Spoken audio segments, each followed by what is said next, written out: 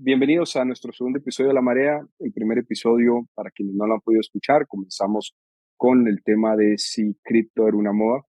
Entre las conclusiones que nos llevamos desde ese episodio y tratando de hacer aquí como este efecto compuesto, empezamos a hablar sobre cómo nace, cuáles son las virtudes y cuáles son los eventualmente retos que se pueden tener, y destacábamos que la tecnología puede evolucionar, que creíamos ambos que estamos como en ese inicio de la ola, como cuando quienes estamos en el mar y te empieza a jalar un poco el mar hacia adentro y se va creando la ola, pero que eventualmente veríamos una gran diferencia, y lo que esperáramos es que conforme pase el tiempo nuestro primer episodio se vuelva totalmente obsoleto y que siga hablándose de algo novedoso.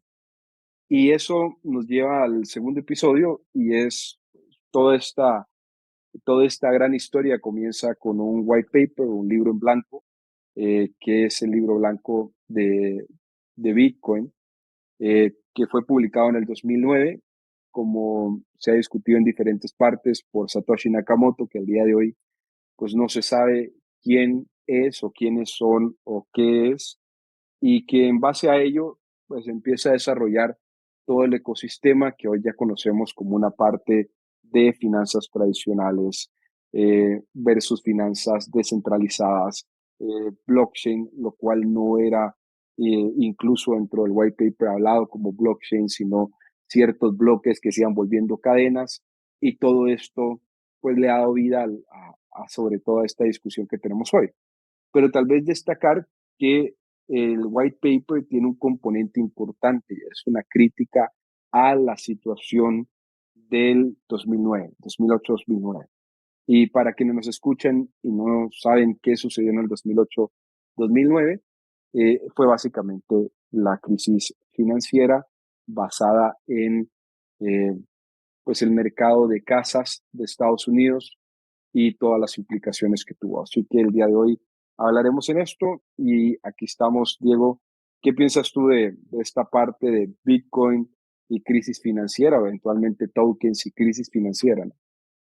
Sí, no, bienvenidos. Yo creo que hoy va a ser un tema interesante y es como regresar al origen de dónde empezó todo y por qué.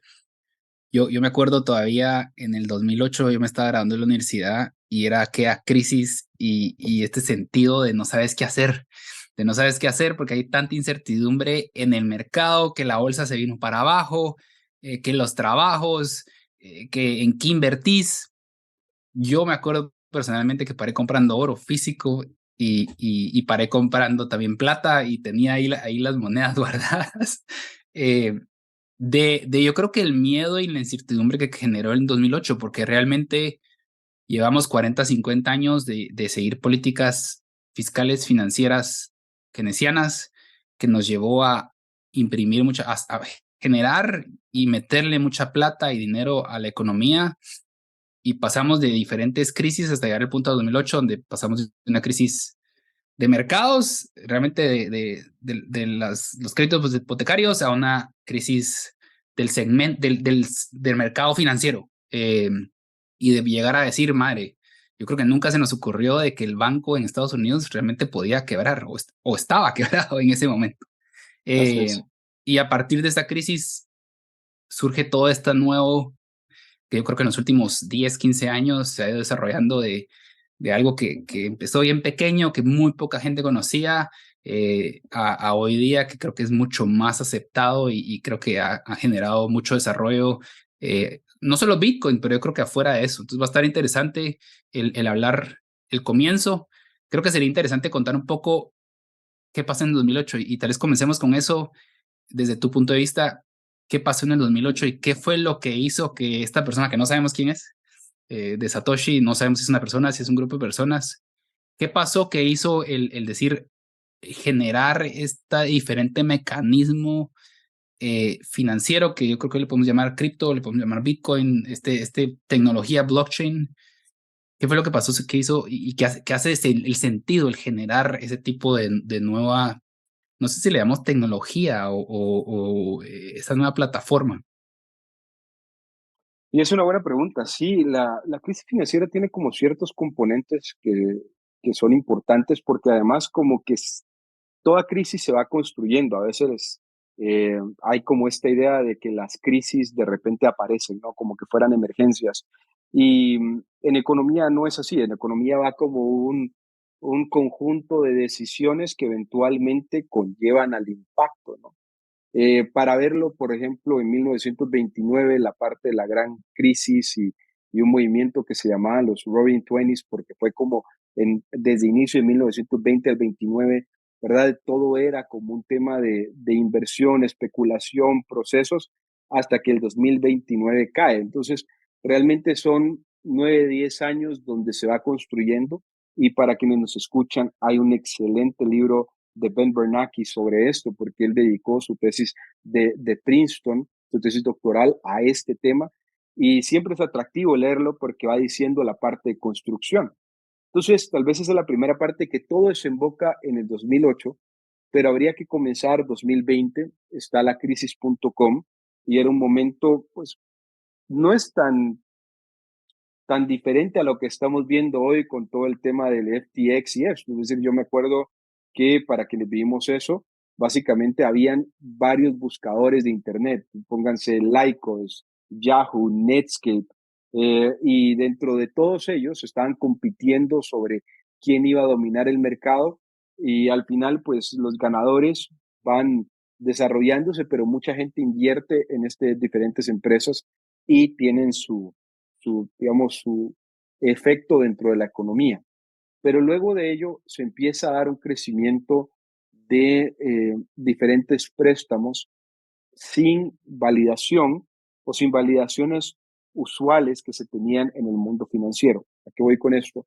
Cuando nosotros tenemos que acceder a un préstamo, lo primero que la banca debería realizar a nivel global es básicamente ver si yo puedo hacerle frente a ese préstamo. Entonces, por ejemplo, si a mí me prestan $5,000, si yo tengo de alguna manera sustento para poder pagar esos $5,000 a través de mi trabajo o a través de mis activos. Y entendamos activos como si yo tengo una casa, un carro o cualquier otra cosa que yo pudiese vender para que me den estos $5,000.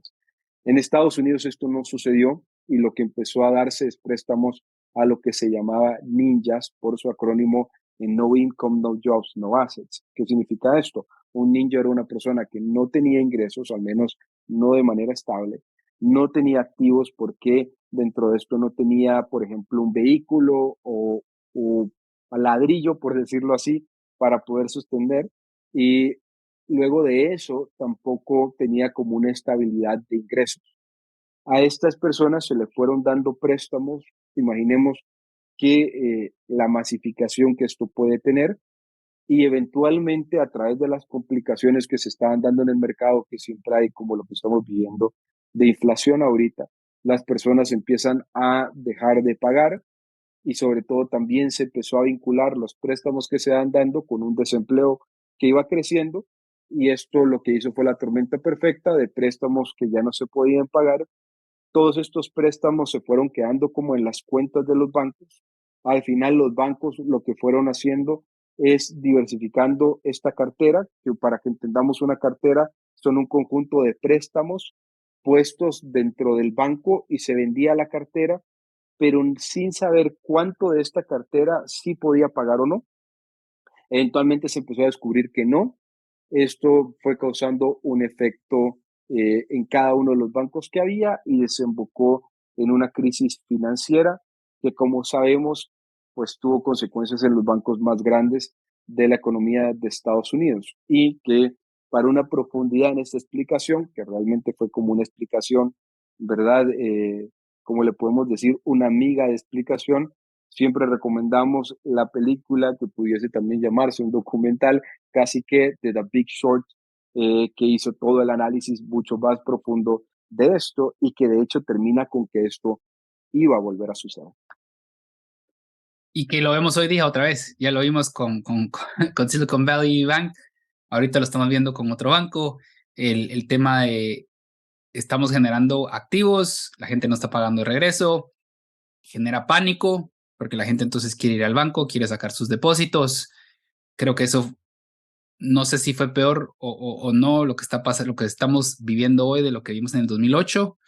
Pero eso generó algo, y es que entonces el gobierno tuvo que intervenir y hacer qué, porque yo creo que ahí viene un poco el tema de por qué Bitcoin y tal vez podemos hablar un poco de cuál es la diferencia de Bitcoin con Fiat de lo que vos ves, qué hizo que esta persona o esta entidad, este grupo de personas dijeran, ok, Fiat no hace sentido, lo estamos viviendo hoy y creo que por muchos años el dólar fue, yo creo que nadie pensó que eso iba a pasar, el que esta moneda podía no valer nada porque tenés crisis en todos los bancos, eh, tenés un desbalance de carteras, de activos contra pasivos. Tal vez un poco, ¿qué es la diferencia? ¿Cómo ves la diferencia y por qué Bitcoin? ¿Qué hace diferente Bitcoin? Para entrar un poco ya a tema Bitcoin contra Fiat. ¿Por qué el 2008? ¿Qué pasó? Tal vez no qué pasó, pero ¿cuál es la diferencia de Fiat contra un Bitcoin y por qué Bitcoin está como una propuesta a esto que vivimos en 2008 y que estamos empezando a vivir otra vez ahorita? Así es. Yo creo que una de las primeras partes es, una vez se empieza a dar como este cambio, ¿no? De financiero y se empieza a afectar los bancos, va teniendo como un efecto cascada y es, siempre hay como un mecanismo en el cual pareciera un dominó, ¿verdad? Pega la parte de los bancos, la parte de los blancos se une al desempleo, el desempleo de Estados Unidos representa menor consumo porque las personas no pueden tener y eventualmente eso se va pasando hacia otras economías que también la banca ya tenía una forma más globalizada que había comenzado desde el 2000, 1999 con el Internet. Entonces, la parte aquí interesante es cómo se va afectando la vida de cada una de las personas a nivel global, ¿verdad? Hay un documental que habla sobre todo el proceso de GameStop y cuando se compran las acciones y todo lo que hubo en esta parte. Y lo que decía una persona es, de repente él tenía que pagar el 10% sobre su préstamo en el 2009, luego esto pasaba a ser el 20%, el 30%, el 40% y eventualmente paraba perdiendo su casa, ¿no? Y paraba perdiendo todos los pagos que había hecho sobre su casa. Historias como estas se escuchan también en Europa. Recordemos lo que pasó con los países como España, Grecia, ¿verdad? Irlanda, que tuvieron efectos económicos impresionantes y a nivel de persona también. Entonces, como que todo esto causó una frustración con el sistema y pensar, puede ser que exista otro sistema a nivel global. Y esto lleva a tu pregunta. Cuando se habla de estos sistemas, usualmente la primera parte es un sistema que no sea centralizado, porque la banca ha ido evolucionando para tener cierto nivel global, lo cual pues es increíble al momento que utilizas una tarjeta de crédito en cualquier país y tiene sus virtudes y tampoco creemos en poner que la globalización de la banca es un problema binario de bueno y malo, al contrario, ha tenido sus aspectos muy positivos, como estos de que uno pueda viajar, pues ya no sin cheques de viajero, y para los que son más jóvenes, por favor, hagan una búsqueda y vean qué es un cheque viajero, a la simplicidad de que es poder enviar dinero de un país a otro, el poder usar la tarjeta. Hoy estás en Miami y vas en un vuelo a Guatemala y luego agarras para Costa Rica y la tarjeta puede ser utilizada en cualquier aspecto. Esos son temas positivos. Lo negativo es que obviamente si hay decisiones como estas, se pasan hacia todas las economías porque están conectadas. Y digo negativo porque tampoco es evitable. Es decir, si queríamos el aspecto positivo, también tiene que tener estos temas. Entonces, esa es como la crisis del 2009, pero lo que estamos viviendo hoy es en términos de monedas. Las monedas, desde la separación, o sea, nacen con una idea de tres aspectos. Primero, una moneda tiene que tener valor, y eso significa tiene que ser valorada por todos, tiene que ser divisible y tiene que ser difícil de falsificar. Y eso es como el triángulo usual de las monedas. Al momento de emitir monedas, que empezamos eh, con básicamente los sumerios, el punto era tener una moneda que pudiese representar un valor entre dos personas y un término de canje. ¿Por qué?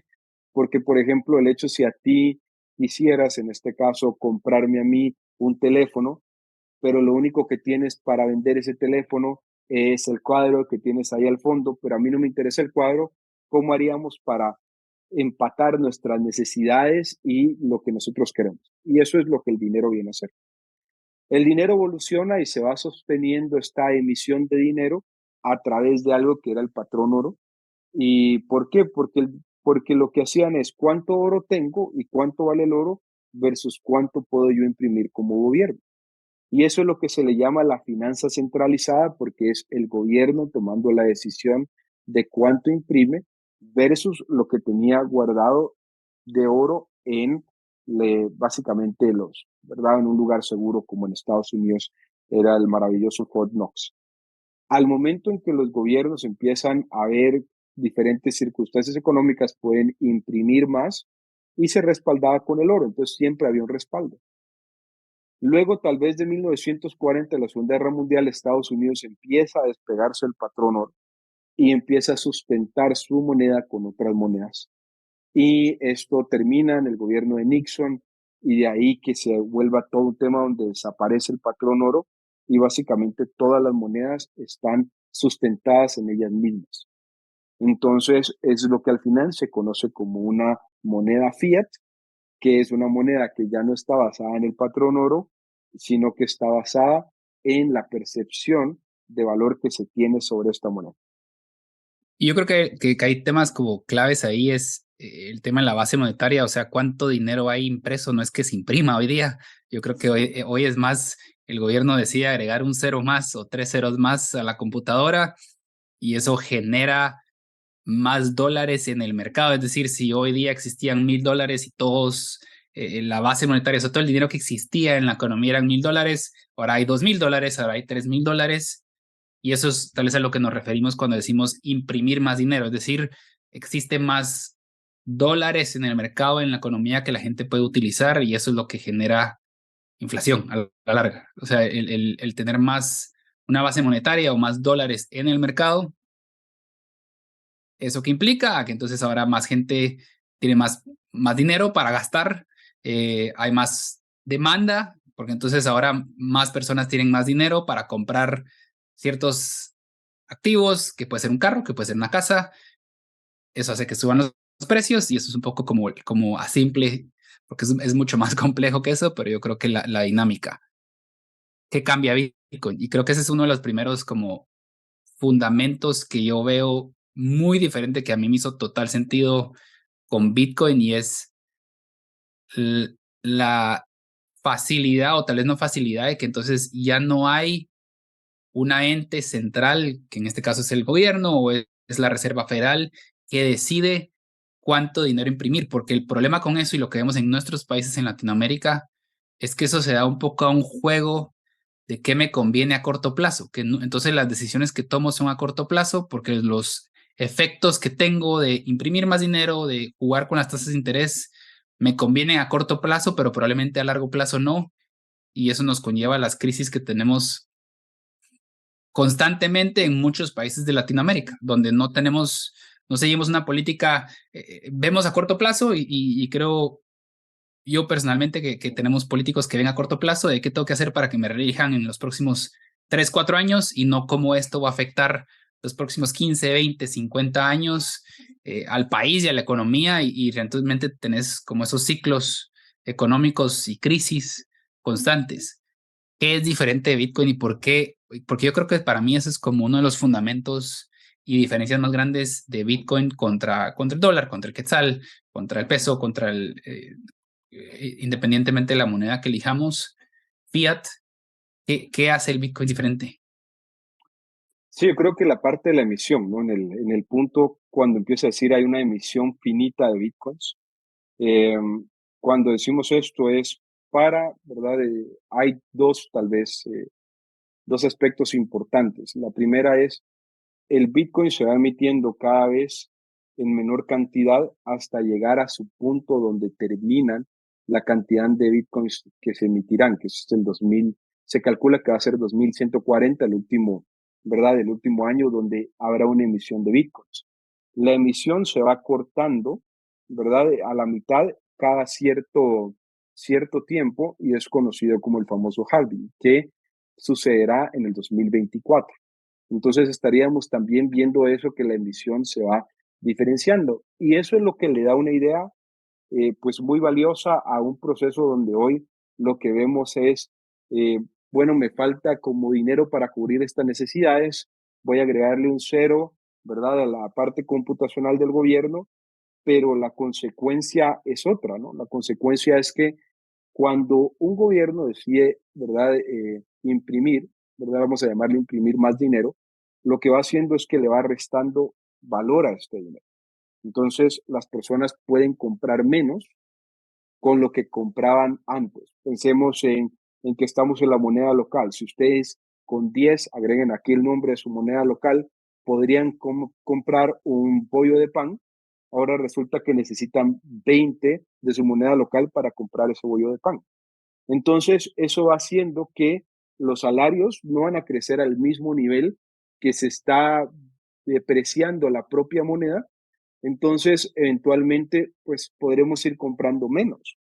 Y todo depende de donde la posición donde comience esta historia, porque es muy diferente si yo comienzo una posición económica donde puedo, ¿verdad?, con mis ahorros, con mis inversiones, hacerle frente a esto, a si yo estoy en una posición ya vulnerable y yo no puedo hacerle frente a esto. Entonces ahí es donde se vuelve eso complejo cuando hablamos de mayor emisión monetaria y cómo afecta a la vida de los demás. Entonces Bitcoin llegaba y decía, ok, esta no es nuestra visión, ¿verdad? Y en el sentido del white paper lo que decía es, no, lo que vamos a tener es una emisión con cierta estabilidad que permita a las personas tener como no perder ese valor dentro de la moneda. Ahora, y yo creo que esto nos da un buen, como una buena base del por qué. Y creo que está clarísimo el por qué Bitcoin. Ahora la pregunta es, ¿qué es Bitcoin entonces? ¿Es una moneda? ¿Es una tecnología? Y yo creo que aquí hay mucha confusión de qué es, cómo describirías a alguien que no sabe de esto, que yo creo que está empezando, qué es Bitcoin. ¿Es una moneda? ¿Es una tecnología? ¿Es una combinación de los dos? ¿Cómo describirías el qué es